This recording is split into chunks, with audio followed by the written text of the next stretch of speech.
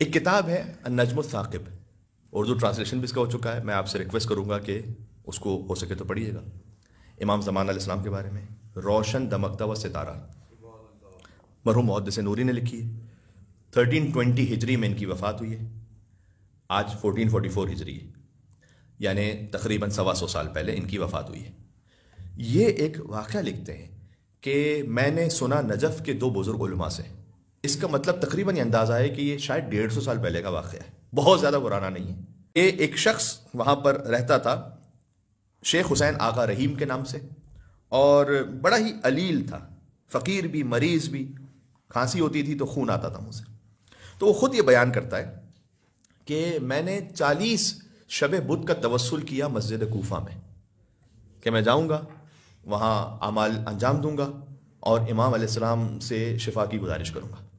40ویں شب بدھ، چونکہ فقر بھی بہت زیادہ تھا، غربت بھی بہت زیادہ تھی، اور مریض اتنا تھا کہ منہ سے بار بار خون آتا تھا، تو ایک طرح کی مایوسی ہو گئی 40ویں شب بدھ تک کہ اتنا میں فریکوینٹلی آ رہا ہوں، تو امام کی جانب سے اب تک نظر لطف نہیں ہو پائی۔ تو کہتے ہیں کہ بس میں مسجد سے باہر ہی بیٹھ گیا، بہت شدید ونٹر کی رات تھی، سردی، تو میں باہر بیٹھا ہوں اور خون اور زیادہ آ رہا تھا موسم کی وجہ سے، اور میں قہوہ پی رہا ہوں کہ میرے ساتھ ایک شخص آ کے بیٹھ گیا، انہوں نے مجھے میرے نام سے پکارا، شیخ آغا حسین رحیم۔ تو میں سمجھا کہ یہ اطراف کے قبیلے میں سے کوئی شخص ہے جو مجھے جانتا ہے، تو میں نے ان سے کہا کہ فلاں قبیلے سے ہو تم؟ کہا نہیں۔ اچھا اس قبیلے سے ہو؟ کہا نہیں۔ اس قبیلے سے ہو؟ نہیں۔ کہ میں نے جھنجھلاہٹ سے کہا اچھا جہاں سے بھی ہو۔ میری طرف دیکھ کر مسکرائے اور مجھ سے کہا کہ کیوں آئے ہو یہاں پر؟ تو کہتے ہیں میں اپنے دل میں تھوڑی سی شرمندگی مجھے محسوس ہوئی کہ میں اتنی بد اخلاقی سے بات کروں، مجھے اتنے اچھے اخلاق سے بات کر رہے ہیں۔ تو میں نے ان سے کہا کہ کوئی قہوہ پینا چاہیں گے آپ؟ تو قہوہ جو میرے پاس تھا میں نے آگے بڑھا دیا، انہوں نے وہ قہوہ لیا اور تھوڑا سا اپنے لبوں سے مس کیا اور واپس دیا مجھے، کہا یہ پی لو۔ تو میں نے پی لیا۔ میں نے کہا کہ میں مریض بھی ہوں، غریب بھی ہوں، بہت ازدواج بھی نہیں ہوا ہے۔ کہتے ہیں انہوں نے مجھے کہا کہ مرض تو تمہارا دور ہو گیا۔ اللہ اکبر، حضرت حجت پر ایک مل کے صلوات بھیجے گا محمد۔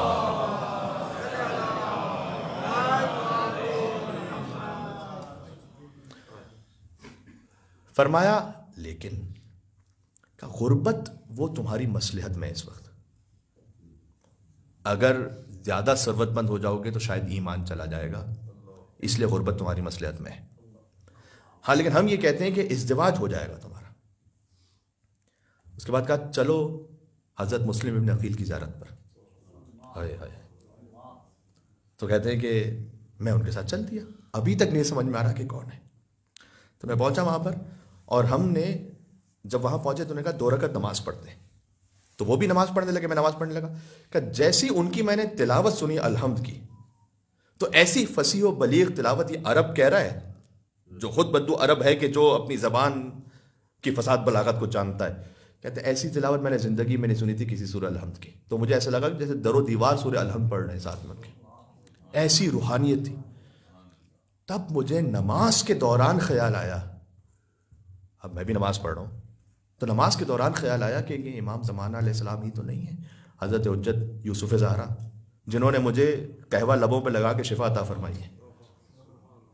میں نے جلدی سے نماز ختم کی، اب ان کی جانب دیکھا تو ایک نور کا حالہ تھا، اور مجھ پر شدید گریہ طاری تھا، اور مجھ سے کہا کہ چلو مسلم ابن عقیل کی زری پر، اور انہوں نے گریہ فرمایا حضرت مسلم ابن عقیل کی زری پر، سفیر امام حسین علیہ السلام پہ گریہ فرمایا امام زمانہ علیہ السلام نے۔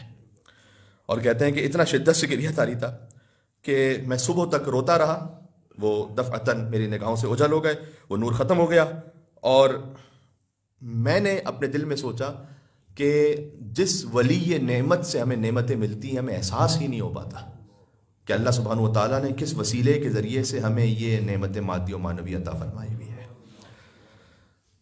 یہ چھوٹا سا فقرہ گزارش کرنا چاہتا تھا، کچھ وقت بچا تھا، تو اس خاطر کہ زندگی میں احساس ہمیشہ باقی رکھیں۔